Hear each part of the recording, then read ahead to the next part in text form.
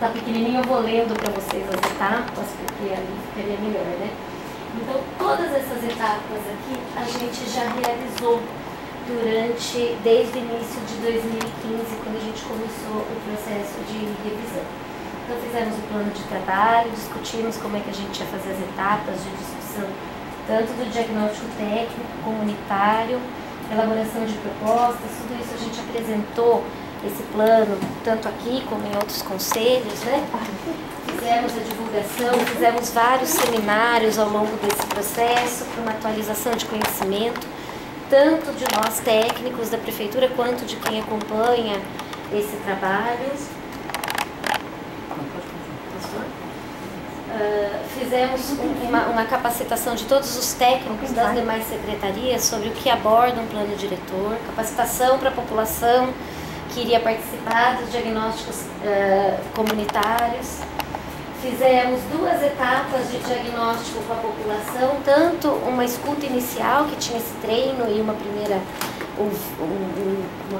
fala da população. E depois fizemos uma outra que alguns de vocês participaram, que é aquele que a gente abriu um mapa e as pessoas desenhavam e participavam. No meio desse processo teve também a contribuição da FUPAM, né, que trouxe todos os subsídios para a gente, tanto para a lei de uso e ocupação do solo quanto para o plano diretor, e a gente discutia com a equipe toda essa interação, né? Então, a todo momento a gente recebia os bancos de dados, tudo da legislação que a FUPAM fez, o banco de dados que ela criou e o diagnóstico técnico que ela elaborou. Tudo isso a gente juntou e fez um diagnóstico técnico final. Esse diagnóstico está pronto, a gente está agora na etapa das propostas preliminares. E o que vem a ser essas propostas preliminares, né? Então a gente está discutindo com todas as secretarias as propostas que elas têm de visão de futuro, onde a saúde pretende implantar postos de saúde, educação, escolas e creches, aonde que a SMDEST entende que o município deve crescer do ponto de vista econômico, e assim sucessivamente, aonde que a assistência social vai priorizar suas ações para a população de vulnerabilidade. E aí eu vou mostrando as secretarias que a gente já teve retorno. Nós ainda não tivemos retorno de todas as secretarias para fecharmos as nossas propostas, né? Então eu vou tentar explicar um pouquinho que pé que tá, né? O diagnóstico técnico, primeira coisa, a gente recebeu um relatório dos aspectos ambientais, né? Os aspectos ambientais têm uma série de dados, é um relatório enorme que a gente vai disponibilizar na internet. E esse relatório, eu coloquei aqui algumas questões, não são nem as mais importantes, porque as mais importantes no meio já ficaria super extenso. São algumas mais para exemplificar mesmo o tipo de análise que a gente está fazendo. Então, por exemplo, o meio ambiente nos trouxe, a Secretaria do Verde, um estudo das bacias, das subbacias, né, microbacias hidrográficas, em termos de fragilidade ambiental. Eles estabeleceram um cálculo em termos de impermeabilidade do solo, número de moradias irregulares na região, falta de vegetação nas APPs, e ponderaram isso com uma análise multicriterial, com o banco de dados e tudo mais, processamento de dados, e chegaram a essa realidade. Com esses dados, a gente chega à conclusão que essa região aqui, que é aquela região do Campo Grande e Ouro Verde, por ali, perto da John Boy Dunlop, do Cidade Satélite Illes, é uma das regiões que a gente ainda tem uma série de vazios urbanos, tem uma tendência grande de crescimento, né, analisando inclusive os dados do Secov, que a gente comparou as áreas de maior crescimento do município para baixa renda e tudo mais, a gente verifica que aqui é uma área que a gente precisa ter bastante atenção para propor o que a gente for propor de adensamento, de diretrizes urbanísticas, porque a gente tem bastante áreas vagas numa área com fragilidade ambiental e uma área com bastante problemas sociais, né? Bastante áreas de favelas, subhabitação, né? Já aqui para o leste a gente tem menos problemas, né?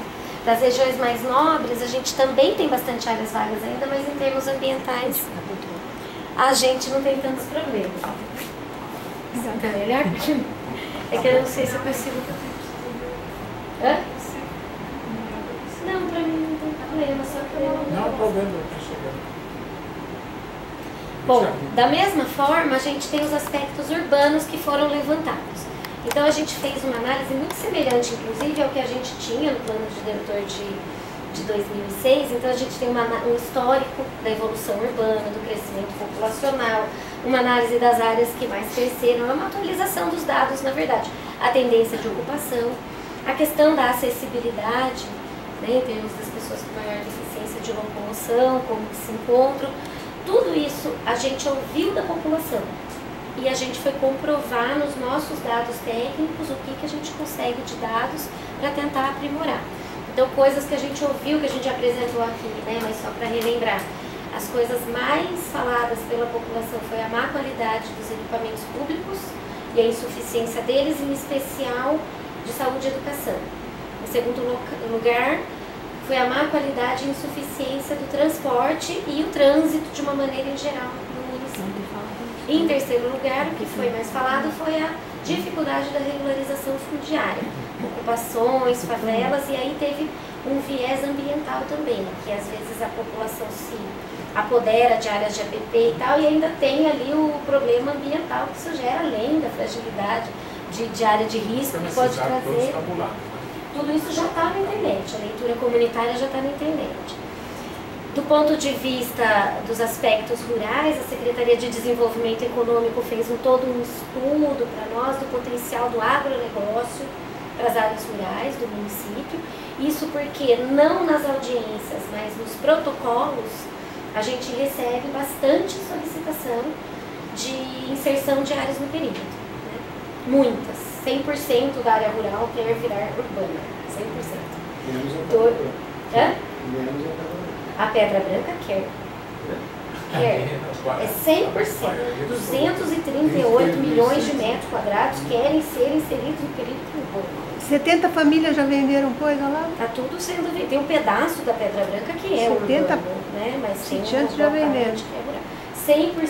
Mesmo a Pedra Branca já desiludiu com o rural. Então, a gente faz alguns estudos para tentar reverter esse quadro, porque essa mescla é muito importante, né? Não só do ponto de vista ambiental, mas também do ponto de vista de gestão do território urbano. Se a gente tiver duas Campinas, né, como é que a gente vai gerir tudo isso se essa que a gente tem já está muito difícil de gerenciar, já custa caro, né? Então eles levantaram todas as potencialidades que...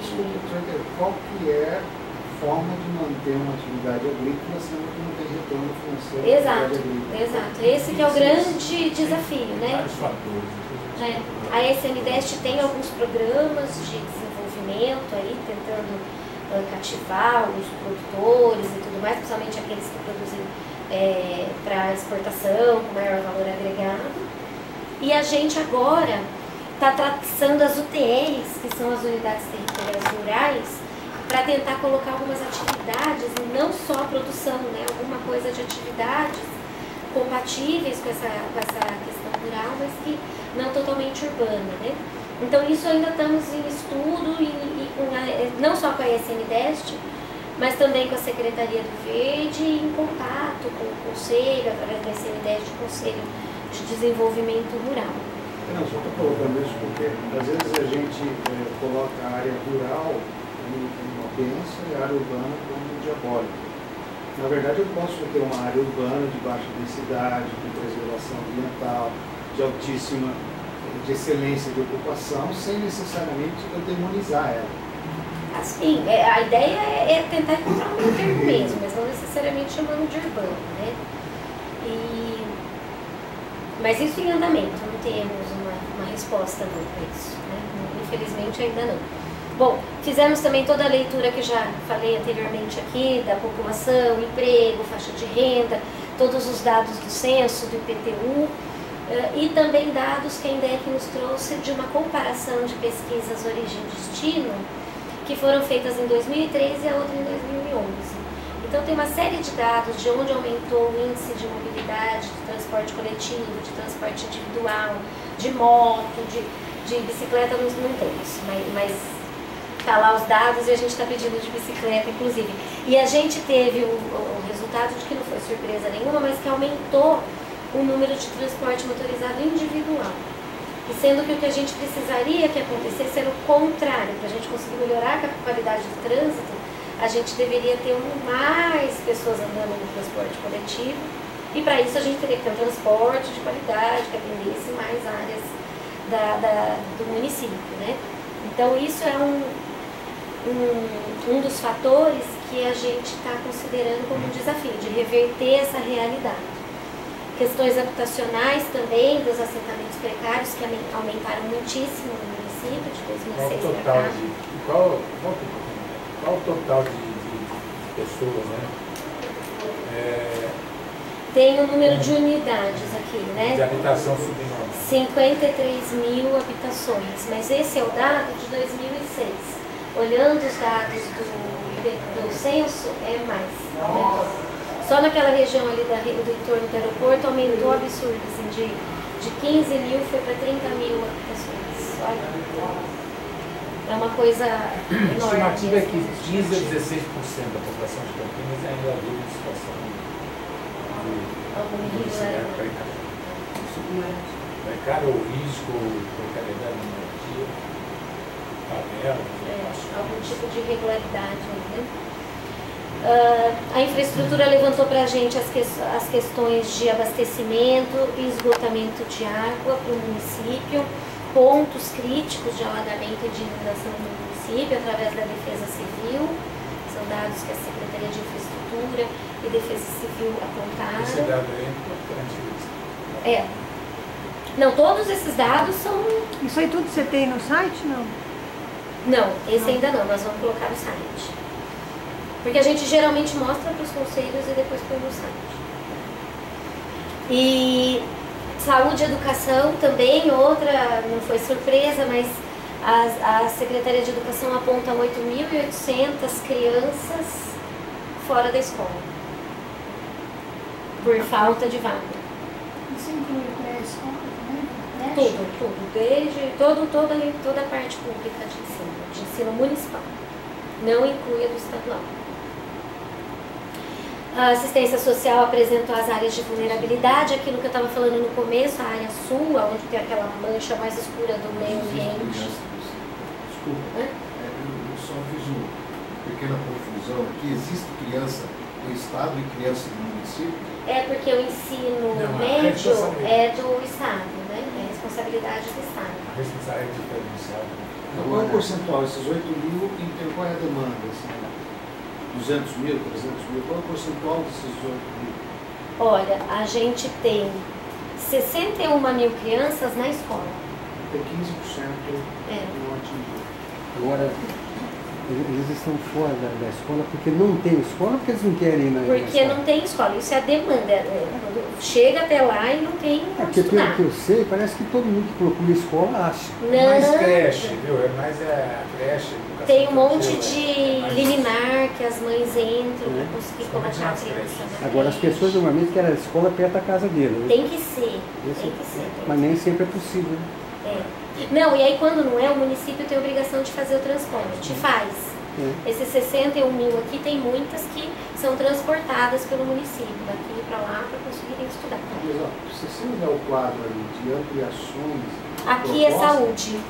Ah, tá. Porque você tem 30% de proposta de ampliação e um déficit de 15%. Não, mas é que aqui é equipamentos de saúde. A saúde é um pouco mais bem resolvida, em termos de saúde básica, né? Porque tem saúde básica, que é o postinho de saúde e tal, e depois tem as especializações. Em termos de saúde básica, tem déficit, tem uma qualidade, às vezes, do postinho de saúde que atende, tá? Mas não é tão problemático. Agora, escola, que é... O aluno vai lá todo dia fixo, né? Diferente do postinho que hoje tem um mês, amanhã no outro, tá? É um pouco mais fácil de mensurar o da saúde.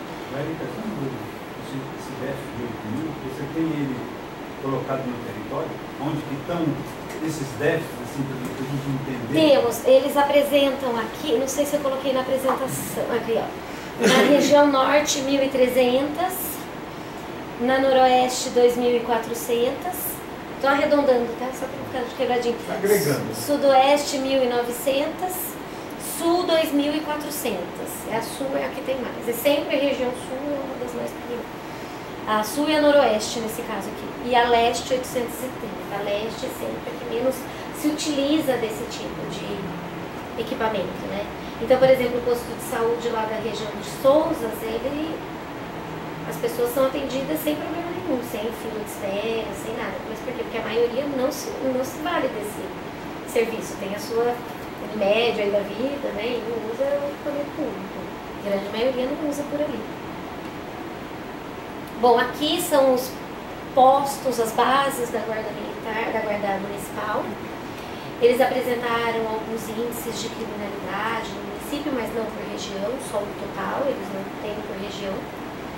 Então, para nós não serviu assim para muita coisa, já que o plano diretor ele é mais territorializado. Serviu mais a gente ver as bases, achando que isso era uma coisa boa, mas a Secretaria de Segurança Pública tem feito um apelo para que a gente comece a debater a não mais colocar bases de guarda no município, sim usar ronda.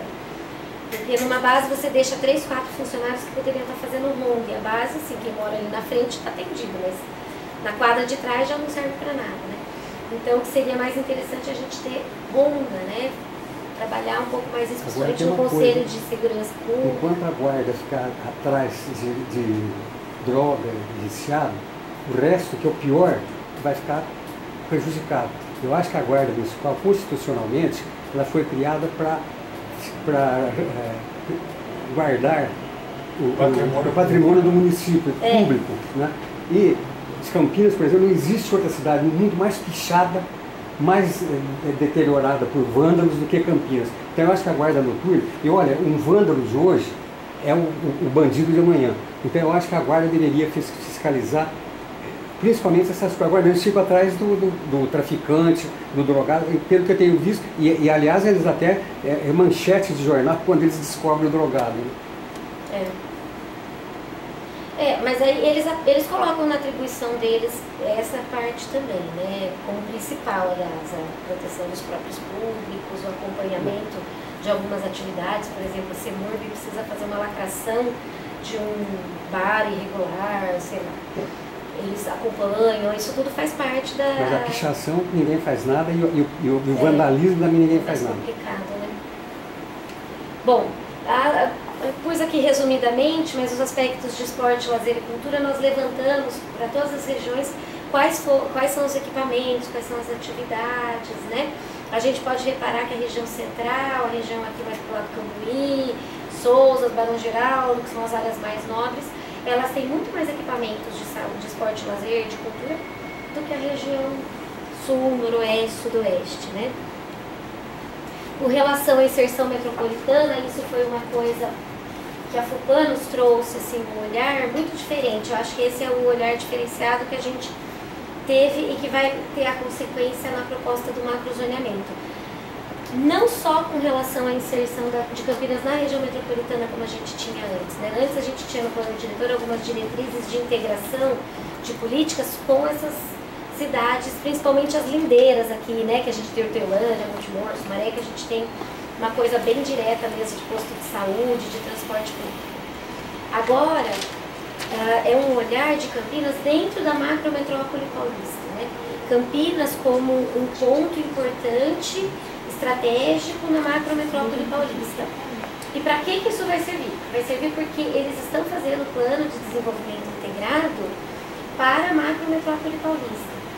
E esse olhar de Campinas para essa questão pode ajudar Campinas a se inserir, inclusive em verbas, em empreendimentos, em financiamentos, através desse plano da macrometrópole paulista, né? Então isso é uma coisa interessante que a FUPA trouxe no texto dela, no subsídio, e que a gente concorda e incorporou. Só complementando isso, também está em desenvolvimento, através da Gencamp, que foi formado no ano passado, no começo desse ano, uma comissão, uma técnica, uma câmara técnica para discutir, para começar a elaborar o plano de desenvolvimento integrado da região metropolitana. Nós estamos participando. Nós estamos participando e isso é importante dentro disso que a Érica está falando. Além de focar mais na região metropolitana e elaborar esse plano de desenvolvimento integrado, vai nos colocar Campinas e outras cidades como aquelas cidades que poderão receber recursos da União. Né? Se não tiver integrado esse plano da metrópole, dentro da ideia da macro-metrópole também, os municípios que não fizerem isso não vão ter acesso a recursos. Isso está tudo envolvendo a questão do Estatuto da Metrópole? É o PRO. É exatamente a obrigatoriedade que o Estatuto da Metrópole coloca. O Estatuto prevê até instrumentos urbanísticos acontecendo entre duas cidades ou mais. Interregionais. Hã? Na verdade, quando a gente pensa numa coisa que já está projetada e pode acontecer a qualquer tempo, que é você conectar Viracopos, Cumbica, Tietê e centros de Campinas, nós vamos estar a 40 minutos do metrô de São Paulo. Isso em termos de interferência urbana e metropolitana, na verdade vai criar um elo de Campinas radiocêntrico com a região metropolitana. Porque isso vai mudar a história da cidade. Você sair do centro e está a 40 minutos do metrô de São Paulo. Isso já é projeto, isso já é questão de uma década, já deve acontecer. Esquece trem-bala, digo um trem de alta velocidade ligando Cumbica, Tietê, Viracopos, centro de Campinas. Assim, é fácil imaginar o que pode acontecer. E aí, em Plaza, já elaborou, já está no site do Plaza, o PAN, né, que é o Plano de Ação Macro-Metropolitana. Que é o Então, todo mundo, já não é esse nem plano metropolitano. diretor da região metropolitana, esse PAN que pega a macro-metrópole, o nosso plano diretor de outras cidades tem que estar todos alinhados para poder